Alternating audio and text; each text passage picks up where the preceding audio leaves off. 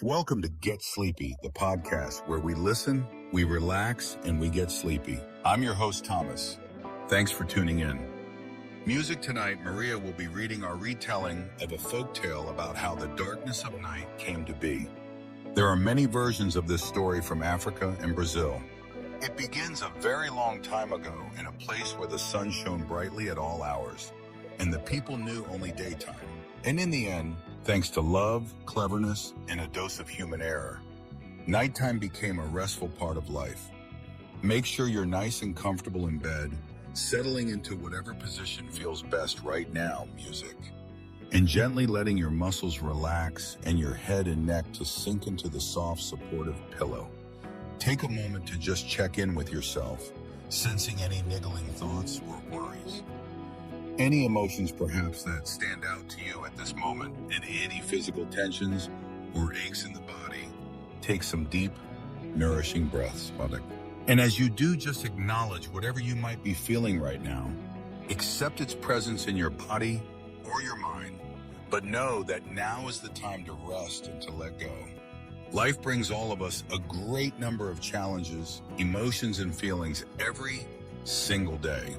Though we all strive to be as content and happy as we can, it's unrealistic to expect that we'll never find things difficult or experience lower moments.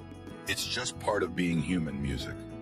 So in this moment, just accept things as they are, let go of any desire or strain to change things, simply allow yourself to accept and to rest.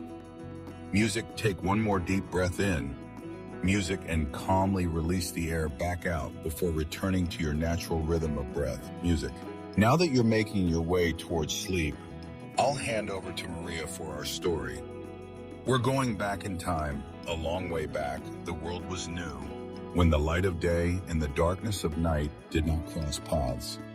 Music, a very long time ago, when gods and goddesses shared the earth with animals and people.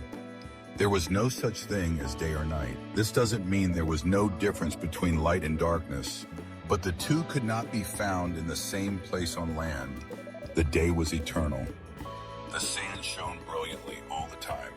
Both people and animals lived on the land, and they never slept. Darkness had its place deep in the waters of the ocean, in the murky canyons and coral reefs under the water. Marine life thrived in glorious color. The fish and other creatures beneath the seas did not need sunlight in order to live. Happily, in fact, they enjoyed the darkness and peace they were used to having in the cool tranquility of the ocean in the marine world. All creatures were ruled by the Serpent King. Because of his wisdom, the timeless patterns of the ocean kept their rhythm, and the cycle of life always continued as it was meant to. Music, he did not trouble the sunlit people on the land. They took only what they needed from the sea to survive, so it was that the darkness and the light lived side by side and never traded places. The darkness was bound to the water, and the light was bound to the land. The Serpent King had a daughter whose beauty was famous, even beyond the riches of his kingdom. One day the king on the land heard of the beauty of the serpent princess and vowed to seek her hand in marriage. He rowed his boat very far out from the shore. Taking a bag of sparkling jewels that could only be found in the earth, the land king hoped that this gift of precious stones would win him favor with the serpent princess and her father. When he could hardly see the shore anymore, and he was over a very deep part of the water, the land king opened up his bag of treasures and dropped them into the water one by one. The sparkling earth gems stumbled down into the serpent king's domain, and he was very impressed with his permission. The serpent princess swam up to the land king's boat to thank him for the gift. The king from the land could see that her beauty had not been exaggerated. She had long, flowing hair and eyes that were blue and green, like the motion. Music. She was more lovely than any woman he'd known. The serpent princess was also quite taken with the land king. He had a handsome face and brown eyes that were like the earth. She fell in love with him and agreed to be his wife. The Serpent King was sad to see his daughter leave the ocean, but he thought this man was worthy of heir. He gave his blessing for her to marry the Land's King and live with him at his palace in the sunlight. Music. Their marriage took place at the shoreline where the rushing water met the warm, dry sand. The creatures who lived in the ocean watched from the colorful coral reefs Dolphins splashed through the waters in celebration. Music from the beach, the hummingbirds and parrots called out in honor of the new queen. The majestic joggers watched in approving silence. When the wedding had ended, the king escorted his ocean bride through the lush green jungle to his sun-drenched palace along the way. The queen was in of the wildlife in this world of light. Music monkeys swan cheerfully through the treetops and sloths watched curiously from the tree branches. Anteaters and armadillos crawled along the ground. The queen was enchanted by everyone who lived in her dazzling new home. The king was a kind and fair man. At first, the new queen was very happy, living with him in his majestic home. The palace had been built to worship the sun. It had high-arched windows and white verandas, letting light in from all sides. The golden stone of the walls and floors held the warmth of the sun's rays and reflected its brightness. It was a house with no shadows. But as time went on, the never-ending brightness of her new world began to tire the queen. Music, until now, she had spent her entire life floating in the cool darkness of the sea. But now the color slowly began to fade from her cheeks as if she was being bleached by the sun. The sun of the land creatures seemed to dry and fade her brilliance. Although she did not complain, her husband noticed her decline with great concern. He asked her what he could do to make her happy. "I long for the darkness," she said. "I need to leave this daylight, even just for a short time. If only the sun would disappear for a while, I could rest." Kin was distressed by this problem and summoned his wise men to give him advice. "You cannot banish the sun," the wise man said. "So you must fetch some darkness from the ocean and bring it to Hare. There is none to be found here on the land, villain." This was a very good solution. The king gathered his 3 most faithful servants. He gave them a large, empty cloth bag and a sack of sparkling jewels. "Go to the shore where my bride and I were married," he told them. "Then row the boat out very far until the water is deep and you can barely see the shore when you reach that place. Open the bag of jewels and empty it into the ocean. The serpent kin will come to you and you can ask him to fill your bag with some darkness for his daughter." Servants nodded in agreement. But the king gave them a warning. "When you have the bag of darkness, do not open it," he said. "Come back to the shore and bring the bag through the jungle in a straight, the queen. It is very important that you follow my instructions again." The servants agreed. They took the jewels in the empty cloth bag and set off for the shore where the ocean and the land met. Music. The servants traveled directly to the water's edge and kept a close eye on the back of jewels. Music. They found the boat and took turns rowing very far out onto the water until the land was a distance back on the horizon. When they all agreed that they were floating over a very deep part of the sea, they opened up the little bag of jewels. One by one, they dropped them into the salty waves. Rubies, emeralds, and diamonds glittered in the sun and then sank down into the cool blue depths. They sparkled as they disappeared for a few minutes. The servants worried that their efforts were in vain and that the jewels had been wasted. But eventually they saw a shadowy figure emerging from the deep, growing larger and larger under the ripples of the waves. Soon the Serpent King emerged. He towered over their small boat. His rainbow-colored scales glimmered in the sun. Music. In a deep voice, he asked what they wanted from him. Music, one of the servants explained. "We have been sent by our kin on the land. He said to tell you that your daughter is longing for the shadows. She is withering in the bright daylight, which never ends. The kin asks if you might fill this empty cloth bag with the darkness of the ocean, so that we may bring it to her." Music holding the bag over the side of the boat, the servant waited nervously for the Serpent King's reply. "I am sorry to hear of my daughter's sadness," the king said. "I will fill this bag and bring it back to you. Wait here with that."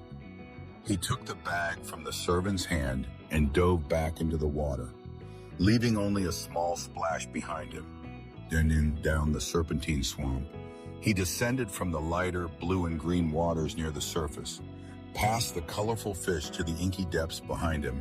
Tiny bubbles danced upward, rising to the surface. Music. Finally, he reached the darkest and quietest part of his kingdom, near the ocean floor. Opening the bag, he selected the most soothing and tranquil waters. He included little creatures who made up the life force of the darkness. He chose the plants that craved the shadows. All of these he bundled lovingly into the bag, and then he tied it tightly. He ascended again, swimming up through the silky black waters as heroes. The colors changed from inky shadows to deep blues. He once again sailed past the colorful fish and rose to the surface. Then he arrived at the side of the small boat where the servants waited. Rising out of the water, he handed them the bag, which was now very heavy and full. "Take this back to my daughter so that she may rest," he said. "But do not open it. This is very important. The people on land do not know or understand the darkness. If the bag is opened before reaching her, you will not know what to do with the darkness." That escapes the servants nodded in agreement and set it carefully in the middle of the boat. Having handed them this gift of the ocean, the serpentine turned and dove back under the water. Music they watched as he grew smaller and disappeared into the distance in seconds. All they could see of him were some bubbles breaking the surface. Music the servants began their long trip back to the shore. Each took his turn rowing the boat, but all of them kept their eyes on the mysterious bag at their feet. Indeed, the bag seemed very full of something. It moved on its own, sometimes making a splash or a sound. Once in a while, they thought they heard an animal noise from inside because the servants had lived their entire lives on the land. These unfamiliar sounds make them quite curious. They continued their rowing with great energy to reach the shore as soon as possible. Being in this boat with a bag of unknown darkness was making them uncomfortable. Finally, land appeared. They were back at the glistening white and yellow beach, music pulling the boat out of the water. These stepped onto the sand and then turned to look back at the boat, but they wondered who would carry the bag. They agreed to take turns. Two of them would carry it together while the third walked behind, making sure nothing fell out. In this manner, they began their long walk home to the palace. They journeyed through the rainforest, music, under nut trees and palms. They went slowly and carefully. After a time, they traded places and continued on. As the time passed, they became increasingly jumpy. The bag seemed to have a life of its own, making strange noises or moving. At one point, it made such a noise that one of the servants carrying the bag accidentally dropped it. When this happened, the knot loosened and the top of the back opened up.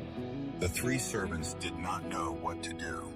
They hopped nervously back from the path where the bag lay on its side, instead of picking it up and tying the knot.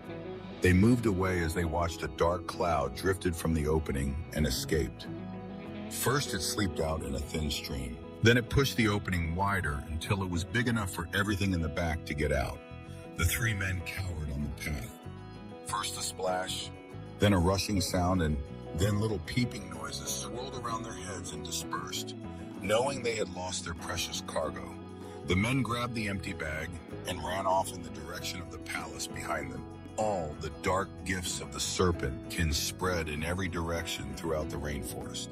Music. Meanwhile, the queen was lying in her room at the palace, covering her eyes to keep out the light.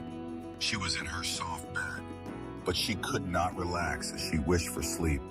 She had this strange feeling a shadow was being cast around her. Drawing her hand from her eyes, she sat up in bed and peered at the horizon beyond the veranda. The most curious thing was happening. The dark cloud was rising from the forest and expanding. It was moving in her direction, leaving shadows behind it. In front of the darkest part of the cloud was a creeping twilight which was spreading everywhere the cloud moved. Recognizing the one thing she had so wished for, the queen felt happy, eager to reach it as soon as possible. She stepped out onto the veranda. She held out her hands in the direction of the approach. In twilight, when the twilight settled over the veranda, she welcomed his cool embrace. Like a long-lost friend, she felt such relief for her release from the daylight as a profound sense of well-being flooded her entire body. She returned to her bed and nestled herself in its downy softness. Her head sank into her pillow. Instead of lying awake now, she drifted into the deepest and most satisfying sleep she had ever known. She was finally able to rest. Arriving after the daylight had disappeared, the servants were very sheepish. Music, They apologized to the kin with great sincerity for opening the back of darkness. What the serpent kin had told them was true. They were not able to control what was inside those unfamiliar and wild elements from the realm of the ocean, scattered through the land, turning into new creatures and embraced both night and day. So it was that the dark gifts of the serpent kin became denied animals of the rainforest. All the plants and the creatures that could thrive in the darkness came to exist, music. The people on the land now had a time. In a nighttime, they learned to use the darkness as a time of rest, just like their queen. From the ocean, they found they were able to enjoy the daylight more when they had a little break from it each evening. Music, as for the queen, she regained her beauty and her happiness, thanks to her new nightly rest. Music, after many hours of walking the sunny paths of her kingdom, each day she greeted the twilight with enormous gratitude, then lying on her soft bed with the snowy white linens, she would close her eyes and sail away on a sea of beautiful